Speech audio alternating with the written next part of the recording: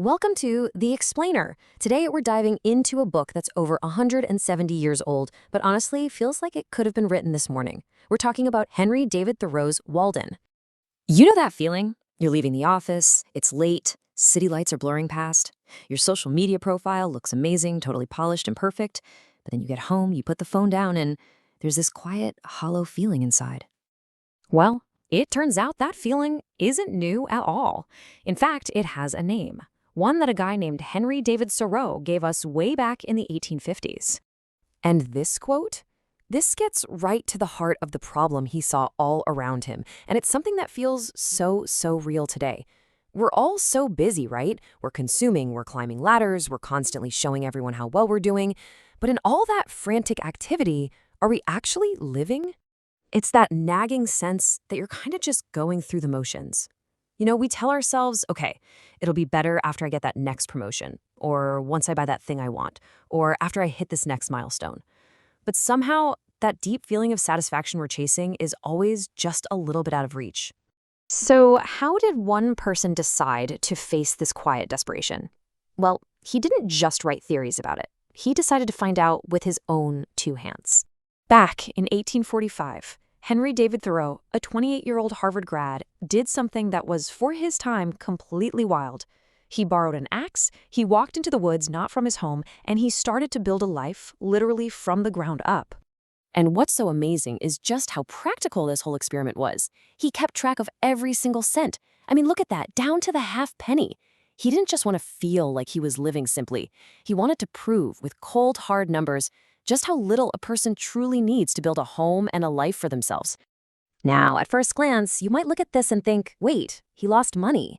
But that's missing the most important thing here. This table doesn't account for the value of his own work. The food he grew in his garden, the fish he pulled from the pond, the wood he chopped for his fire. Those things weren't just about surviving. They were a direct investment in his own time, his own freedom. It's kind of like the 19th century version of figuring out your financial independence number, that point where your time finally becomes your own. So what did all that freedom actually look like day to day? Well, his schedule was run by the sun and the seasons, not by a clock. His days were incredibly simple, totally intentional, and deeply connected to the natural world. I mean, think about it. He had the time to just sit and watch an epic battle between two colonies of ants, something most of us in our busy lives would never even notice. And all of this leads us to what might be the biggest discovery of his entire experiment: figuring out what things really cost. Not just in dollars and cents, but in the minutes and hours of our lives. Thoreau would often hear the distant sound of the train rumbling by. He called it a steel beast, a symbol of industry, speed, and a life that was constantly pushing for more, for faster. But he made a choice. After the noise of the train faded away, he would intentionally listen for the sound of the birds to return. And that really highlights a choice that we all face every single day. So here's the crucial point. He wasn't saying everyone should be poor. He was arguing for clarity. He wanted to strip life down to its absolute essentials, arguing that pretty much everything beyond this list isn't a need, it's a luxury. It's a challenge that you hear echoed in today's minimalist movements, right? What if everything we think we need is actually just something we want? And this is the trap he saw so clearly.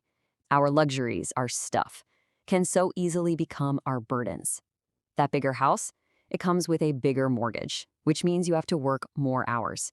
And those hours are literally stolen from the time you have to actually live your life, to read a book, to take a walk, to just be with the people you love.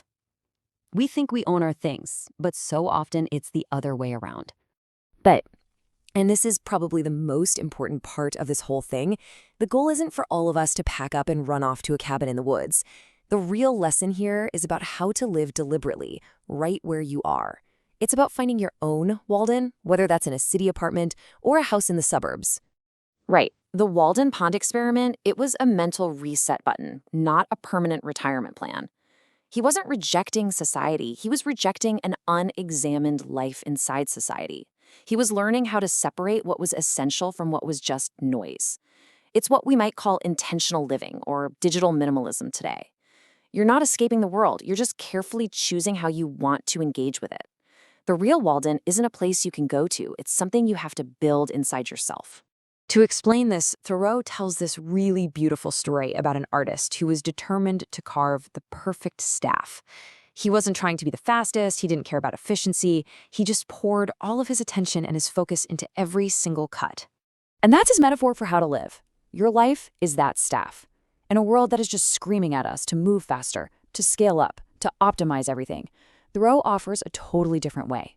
It's about finding your own craft, whether that's being a parent, or writing code, or tending a garden, and just dedicating yourself to it with focus.